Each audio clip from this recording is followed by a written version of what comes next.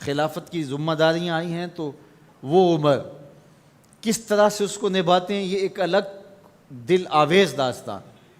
احساس ذمہ داری کیا ہے کہ اگر نیل کے کنارے ایک بکری بھی مر جاتی ہے پیاس سے تو عمر سے اس کا بھی حساب ہوگا۔ راتوں کی تنہائیوں میں اٹھ اٹھ کے عمر پہرا دے رہے ہوتے ہیں۔ یہ حضرت عمر ہے رضی اللہ تعالیٰ عنہ، کس طرح سے نظم کو چلاتے ہیں، اور امر بالمعروف اور نہی عن المنکر کا جذبہ کس طرح سے آپ کے رگ و ریشہ کے اندر محو نفوس تھا کہ جب آخری وقت آتا ہے، ایک ظالم لولو فیروز نامی مجوسی آپ پر حملہ آور ہوتا ہے اور مسجد کے اندر شہید کیے جاتے ہیں۔ سیدنا عمر رضی اللہ تعالیٰ عنہ کے بارے میں حضور نے خبر دے رکھی تھی کہ یہ میرا غلام، یہ میرا صحابی شہید ہوگا۔ جب پہاڑ جھوم اٹھا تو فرمایا انما علیک نبی و صدیق و شہیدان، تمہارے اوپر ایک نبی ہے، ایک صدیق اور 2 شہید ہیں۔ حضرت حذیفہ بن یمان رضی اللہ تعالیٰ عنہ فرماتے ہیں کہ مجھے شوق تھا کہ حضور سے فتنوں کے بارے میں سوال کروں، اور میں پوچھتا تھا۔ تو حضرت عمر رضی اللہ تعالیٰ عنہ نے حضرت حذیفہ بن یمان سے کہا کہ حضور نے جن فتنوں کا ذکر کیا ہے تو مجھے ان کے بارے میں بتاؤ۔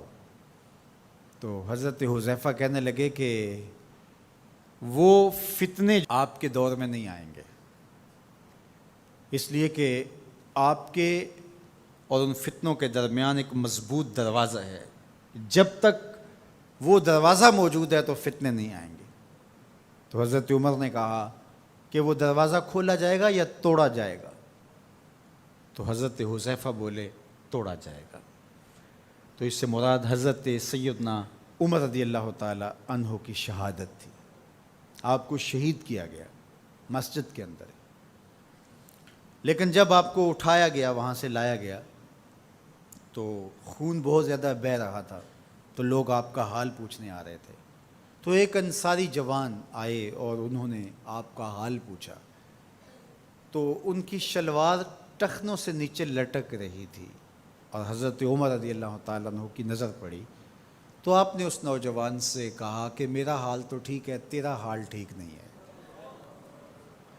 چونکہ اس سے تیرے کپڑے بھی خراب ہوں گے، اور جو ہے وہ جو حضور نے طریقہ سنت ہمیں دیا ہے اس سے یہ ہٹ کر انداز ہے جو تم نے اختیار کیا ہے۔ تو اس لمحے بھی عمل تبلیغ کو ترک نہیں کیا۔ تو حضرت صدیق اکبر اور حضرت عمر کا مقدر کہ ان کی تربتیں جنت کے ٹکڑے میں ہیں، فرمایا میری قبر اور میرے منبر کے درمیان جو جگہ ہے یہ جنت کا باغ ہے۔ تو عمر جنت میں تشریف فرما ہیں، ابو بکر جنت میں تشریف فرما ہیں، اور جہاں حضور ہیں وہ جگہ جنت نہیں ہے؟ اللہ اکبر، وہ باغ جنت ہے۔ حضور ایک دن مسجد سے باہر تشریف لا رہے تھے، دائیں ہاتھ میں حضرت ابو بکر کا ہاتھ پکڑا تھا اور بائیں ہاتھ میں حضرت عمر کا ہاتھ پکڑا تھا، اور مسجد سے باہر آ رہے تھے۔ کوئی شخص مسجد میں داخل ہوا تو اس نے دیکھا تو اس کے چہرے پہ خوشی آئی، تو حضور نے مزید اس کی خوشی کو بڑھانے کے لیے فرمایا ہا قاذا نبعث یوم القیامہ، قیامت کے دن جب ہم قبروں سے اٹھیں گے تو ایسے ہی اٹھیں گے۔